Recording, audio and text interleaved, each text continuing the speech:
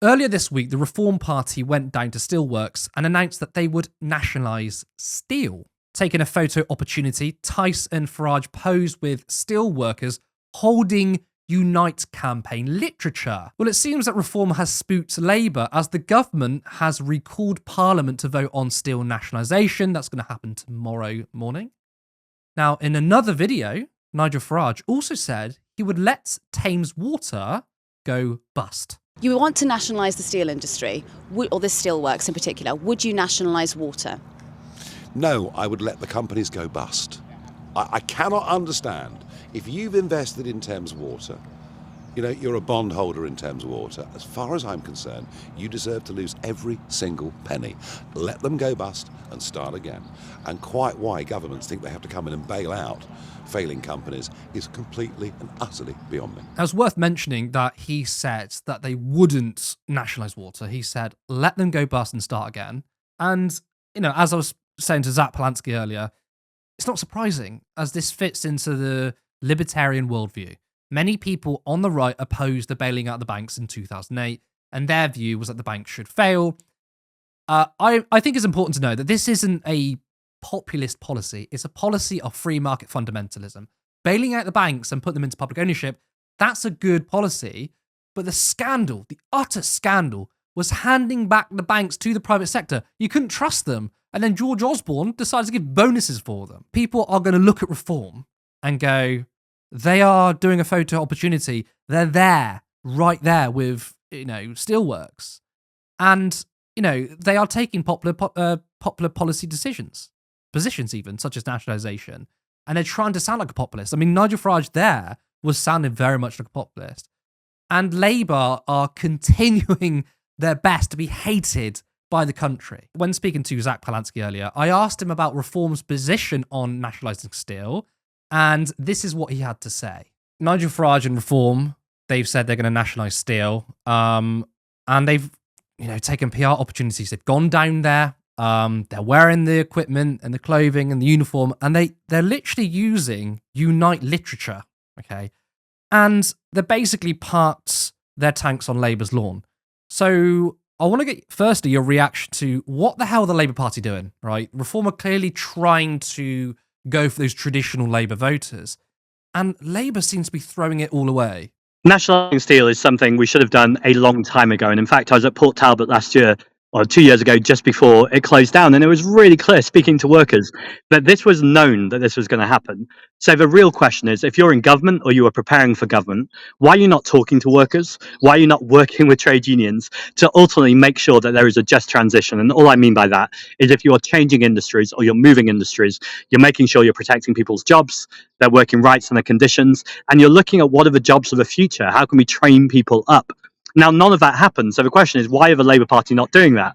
We know why the Labour Party is not doing that. It's completely coherent when you open your eyes and see what's going on. They are being funded by multimillionaires and billionaires who want to privatise these industries, who work for multinational industries, or are in hock with unhinged presidents like Donald Trump. So it makes absolute sense that the Labour Party, whether each individual MP would say it like this, they certainly wouldn't say it, but they would think it, they want to actually undermine our industry. They want to undermine our industries. They even want to undermine the very institutions of democracy and government. This is how dangerous this moment is, because if you were trying to stir up conditions for the far right to breed, this would be exactly what you would do. And sure enough, Nigel Farage is here on the stage and taking centre stage. Now, this will, ultimately blow up in Nigel Farage's face. He doesn't mean any of the things he's saying. And I think ultimately he will be exposed for the charlatan he is. But thank you very much. Someone shouting they agree. But that is, didn't pay them. But that is not the conditions. We can't wait for that to happen, because far too many people for too long are going to suffer in this moment. Farage was also asked about nationalising Thames Water. And his response was, he didn't say he was going to do it. I think he actually said no. He said, we're going to let them go bust, right? We'll let them fail, let them go bust, but not going to nationalise them. And to me, right, that to me sounds like the sort of free market libertarian worldview. The same sort of worldview, back in 2008 when the banking crash happened. And some people on the right were saying, no, don't bail them out, let them fail, let the free market take over, essentially. To me, the right thing to do was nationalise them, the big scandal was giving them back to the private sector. So what do you make of Nigel Farage's response? And then does that also make you skeptical? In fact, actually, do you think they're lying or they're not being truthful about their position on nationalisation of steel and other industries? Nigel Farage opened his mouth. Of course he's lying. There's nothing more essential than water. This is like one of the most typical examples of something where you cannot have competition. It is a monopoly. The idea that we are one of the few countries that has privatized that shows how absurd decades of Thatcherism is, both through Thatcher, obviously, through Blair, through Starmer, through all the people we've had in between, Johnson. They have all carried on this same ideology. They've been wearing different ties, but all of it has been about how can we erode the state, how can we erode our public institutions, and instead, how can we funnel money from public money to private wealth and private capital? And so when Nigel Farage says that he wants them to go bust, let's be very clear, this is not some kind of newfound communism from Comrade Farage. This is about him ultimately making sure that the political project he is absolutely at the forefront of, but Starmer is part of the same project, it's just dressed in different costumes, which is ultimately to make the rich richer, the poor poorer, whilst at the same time pumping water and sewage into our rivers and seas and asking us to pay more for that privilege as bills go up. This is absolutely brazen by reform. Farage and Tice went down and they took pictures. I said they were doing sort of their PR stuff. And it just makes you think, I don't particularly believe them, but they're using union literature. They've got Unite literature in their hands. And then we see the Green Party, and from what I saw a statement on the website. Now, of course, the Green Party has called for nationalisation way before reform. I don't think that matters to ordinary people. Ordinary voters who might not know, they're seeing reform taking the front foot. So I want to ask you, why aren't the Greens taking the front foot? Because a lot of people might go, oh, well, the Greens are saying they're going to nationalise steel, but they're just saying that because Reform are doing it. It seems that Reform are trying to set the narrative. People are going to see Nigel Farage dressed up in uniform at steelworks, and that's all they kind of care about. So what are we going to see more from the Greens? We want to see them on the front foot. What's your response to that? Okay, let me make an excuse, and then I'll tell you what I'm going to do about it. The excuse, but it's legitimate, despite the fact I'm calling it an excuse, it's really legitimate, is Reform are bankrolled by multimillionaires and billionaires. So for them to be responding the entire time, to have social media that's being pumped out all the time, to be on legacy media all the time, is very easy for them. They're playing politics in the easiest possible mode. We saw Jonathan Ashworth on TV yesterday. Actually, that was helpful to the Green Party, saying, vote Green, you get rid of Jonathan Ashworth. That was the best possible advertisement he could ever have given us. I feel like I should be paying Ashworth for that. But ultimately, we are very, very scarcely resourced. A lot of our resources is going into being good constituency MPs in Parliament and building the party. However, the excuse is not good enough. That is the situation we're in, but we've got to do something about it, as legitimate as it is. So here's the three things we're going to do about it.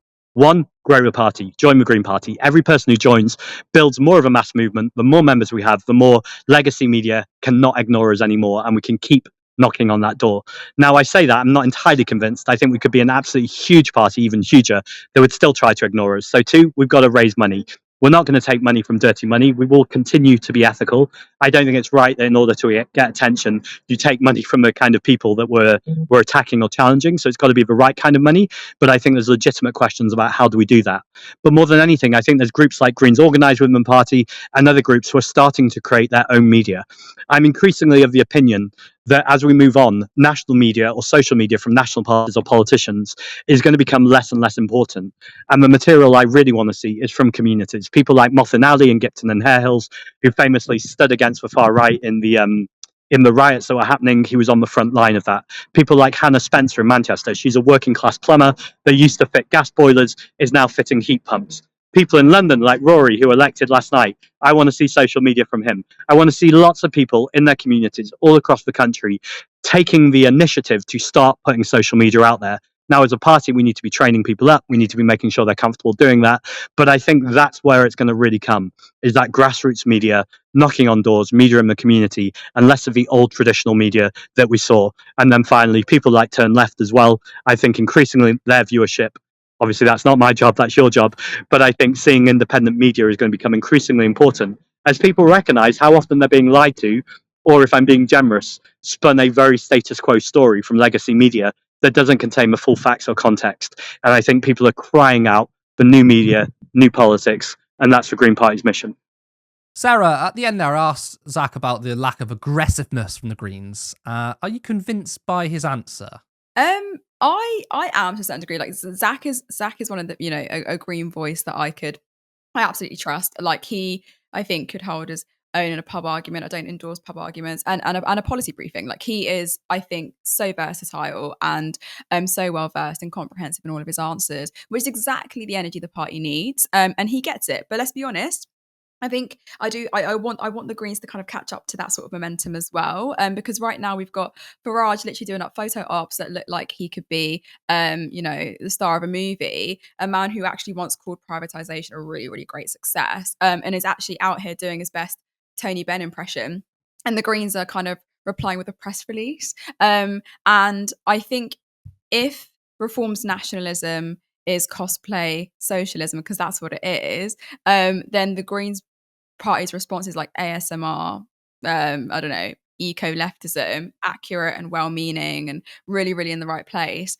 But it's just inaudible when it comes to any sort of like political discourse. And I want them to be loud. I want them to be out there.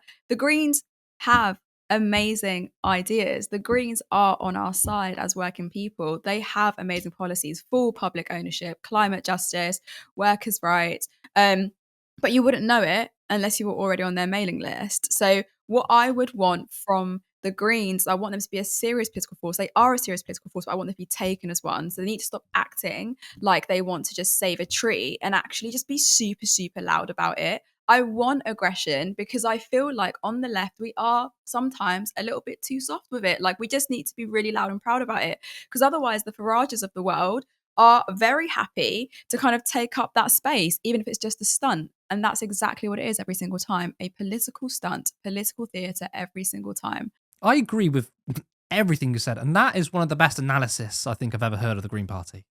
Honestly, it's spot on, no notes. And you're right. Look, so the Green Party, they've long called for water and still to be nationalised.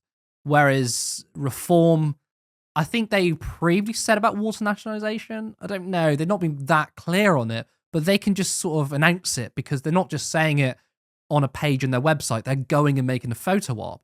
The Greens have long called for good public policy, but again, like, where are they? You've got Reform doing all the aesthetics, and the most we got from the Greens was a statement. But I do want to be fair to Zack, right? I think Zack is on it. I think he has good instincts. I think he knows how to campaign. I like the rest of the party to be more like him. As much as I respect the other Green politicians, I really like Carla Denyer, by the way. I do think Zack would be far more effective as leader. I think the Greens would be in a better place. I think they should have a sole leader as well. I know there's a leadership campaign or leadership election coming up. No idea what's going on with that. We don't have any inside information, I'm afraid. I would like to see Zack be there. Yeah. Now, let's talk about Reform, right? Big question. I know it's a big question. But looking at what Reform are doing, going after disillusioned Labour voters. Remember, when they were first gaining traction, they were going just for Tory voters. That was who they were peeling off.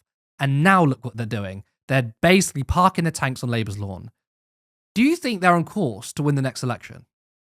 No. I maybe if I'm wrong, clip it and be like, Sarah, you're a mug. But I don't think they'll win the election. But the longer answer, that's the short answer. The longer answer is far more dangerous because I don't think they need to win to kind of wreck the place. And I mean the facts are there. Reform got over 14% of the national vote in the last general election, and that's more than the Lib Dems. That's basically, I think with the maths, like 1 in 7 people back in a party whose main ideology is grievance plus nostalgia. And that's kind of scary. So no, I don't think Reform are on course to kind of take over number 10, but they are absolutely on course to kind of crack open the electoral map. And that for me, I think would be quite scary, especially in the North and in the Midlands, because what they're doing is they're walking into post-industrial towns that have been completely obliterated because of deindustrialization, throwing it back to Thatcher and still seeing Thatcher's policies form the fabrics of our society today,